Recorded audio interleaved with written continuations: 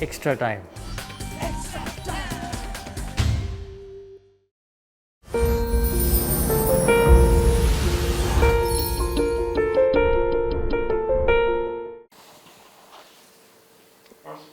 What about the performance of Finch Lyons come back in and hasn't been able to get a wicket, get a breakthrough? Would you bring someone like that down for maybe to perform well for the start? Yeah, I think that's we'll chat about all of that stuff. I thought the way Gaz has bowled has been really impressive. Adelaide obviously short square boundary and bowled really well, quite defensively, which I think for his role was pretty important.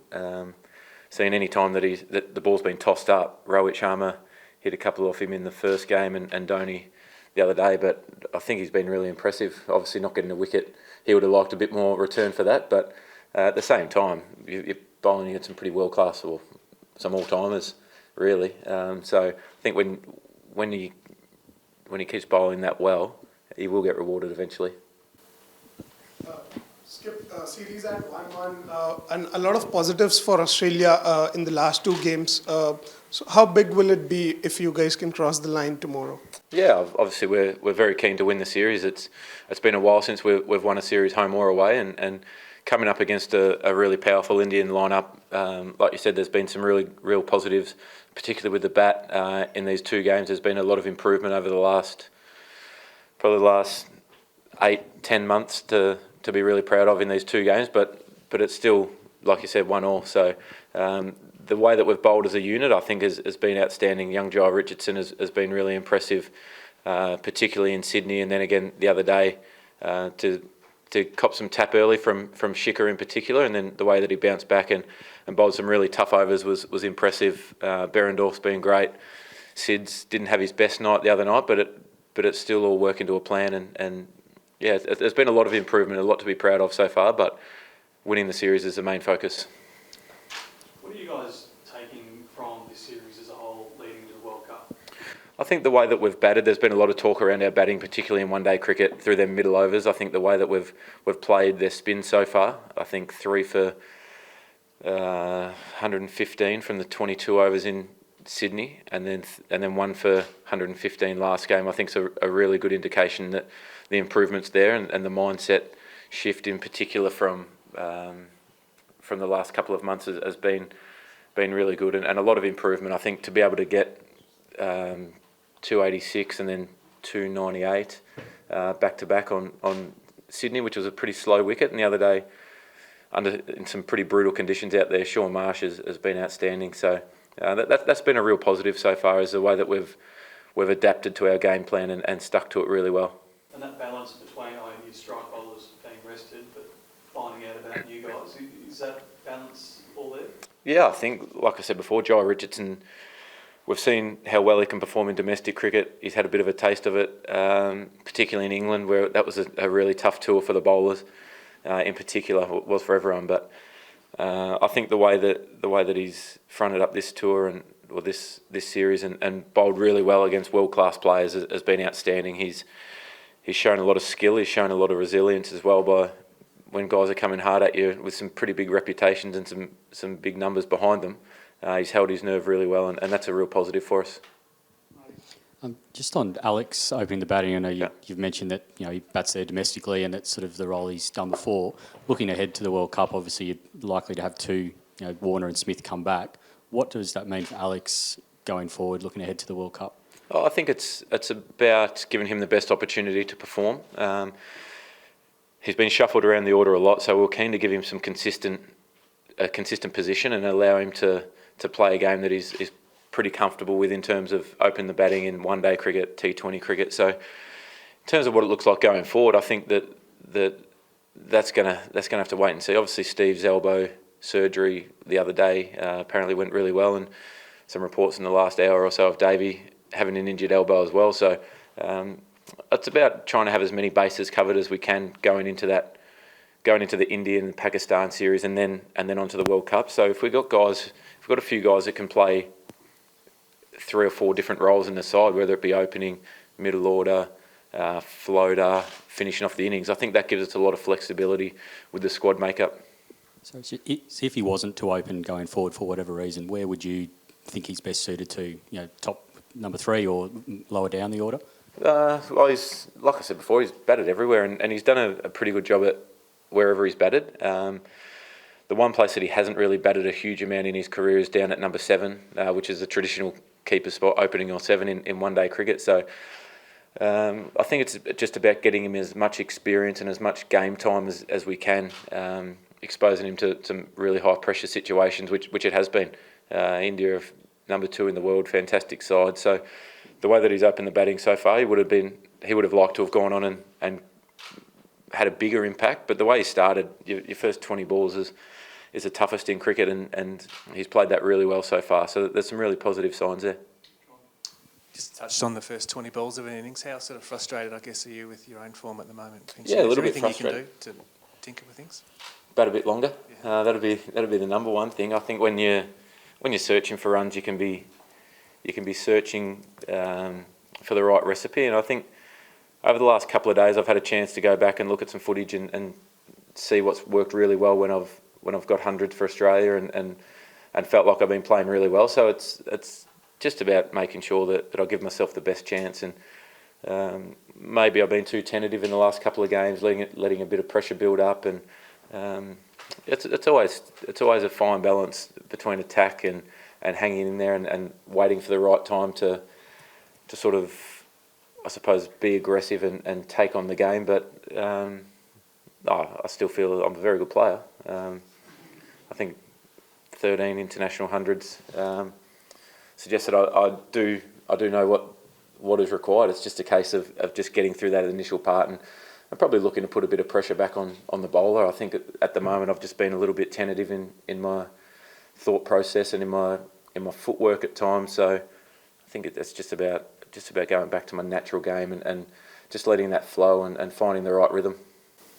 When you were dropped from the test side, you said it was probably a blessing in disguise to have a couple of days away from cricket and get home and that sort of stuff. Have you thought about, after this series or in the lead up to World Cup, actually pulling yourself out of selection or having that time off for an extended period? Well, April's going to be some time off, which is a month off after the Dubai series, and then before we head up to Brisbane for a camp before the World Cup. So that'll be the first real long break that I've had in a long time. So it'll be an opportunity to go on a quick holiday with my wife, which hasn't happened in the 5.5 years we've been together. So yeah, it'll be nice. But just looking forward to playing some really tough cricket. I mean, India at home and then away, followed by Pakistan in the UAE. It doesn't get much tougher than that in terms of conditions and opposition. Are you confident you can push through those series to get to April, still a while away? Yeah, absolutely. I think after this series, just a bit of big bash, which the Renegade schedule has a few breaks in it as well, which will be really crucial and just a time, like I said, leading into this series, time to recharge and just get back to getting out there and trying to slog a few around. Aaron, just following up on that question, 12 months ago, Steve Smith said that by the end of the one-day series he was spent and it really affected his cricket at that time of the season. You're the only other player playing 3 formats. Do you think, sort of casting forward a little bit, that you might have to manage your own workload a little bit more carefully so you're not in a situation where you're kind of almost burnt out and need that recharge away? Yeah, I'm back to 2 forms now at the moment. So I think that there's going to be enough time for that over the next little while. I think with the Indian and Pakistan series back to back, and then that April break, I think that's a fair bit of time and the most time I would have had off in a long time away from cricket. So that's something to look forward to. But there's still a big 11 games before that happens, and 11 one-days and a few T20s. So it's just about trying to perform as well as we can during that period. Aaron, looking from afar, it would always feel like everyone in Australian cricket generally was always on the same page when things were going great, including the former cricketers. How is it to captain during a time when there's like so much noise from former cricketers? The other day I read someone criticizing your young fast bowlers. Like, what do you tell these young guys, like how to deal with all this criticism?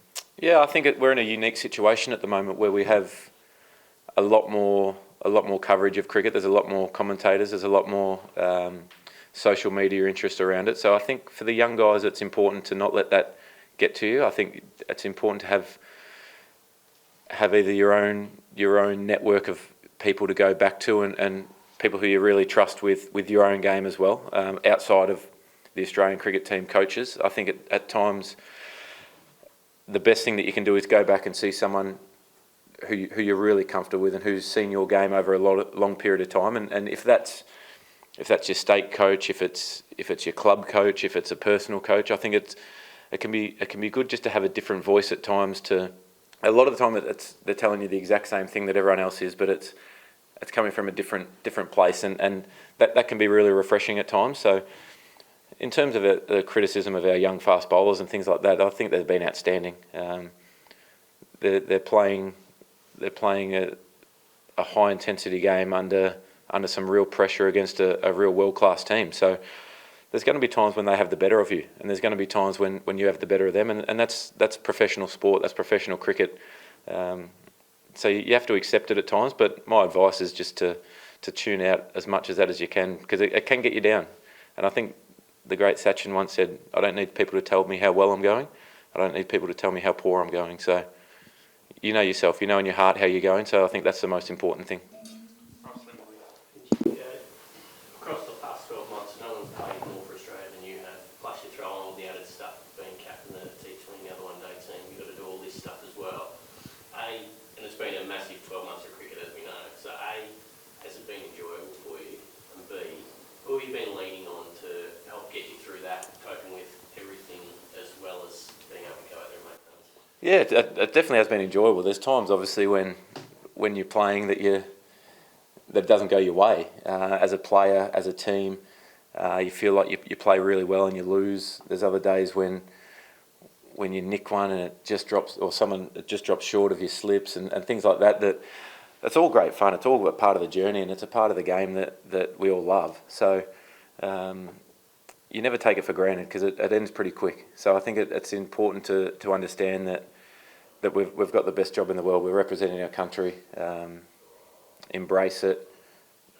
The tough times don't last. They really don't. I think when you come out the other side of it, and whether it's your own personal form or the team, it's important to understand how hard it was when things weren't going your way, to really appreciate when it's going well, and to not get carried away with one or two good performances. It's about backing up day after day as a professional cricketer. And for me personally, I've spent quite a bit of time with Justin and all the coaches. Andrew McDonald's someone that I lean on a lot outside of cricket, whether it be batting, tactics, cricket, life. He's just a great bloke who knows the game very well, who understands people a lot better than most, I think. So it's about getting the best out of individuals as well. So yeah, that's who I go to mostly.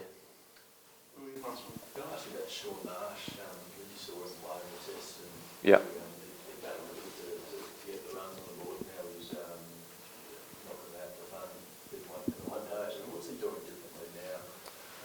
Has there been a change in his approach? I haven't seen him do anything differently, to be honest. I think on the back of the UAE test, when he didn't have a great time of it, he was really disappointed, obviously. But then to bounce back against South Africa and put some really good performances on the board, a great 100 in Hobart, which was in vain, unfortunately. And then to come out and back up this after a test series that he would have liked some more runs, no doubt. As we all want more all the time. But I think the great thing about Sauce is how calm he is, how he's in his mid-30s, he understands his game, he understands the roller coaster of individual performances at times. So you never stop working as hard as you can on your game, but you also understand that once you get in one-day cricket, you have to make it count and have them match-winning scores. And he did the other night. We just couldn't get over the line. So he's always been a positive guy, and that hasn't changed, whether it's been tests or one-days. But at the moment, he's just smacking them, and it's great to see someone get rewarded for the amount of hard work that he does do, and the amount of work that he puts in off the field is outstanding. He's obviously the most loved bloke going around as well. No one's got a bad word to say about him, so that's great to see him doing that, and we're confident that he can keep backing that up for a long time. Hit the subscribe option and the bell icon to get all the exclusive sports videos on Extra Time.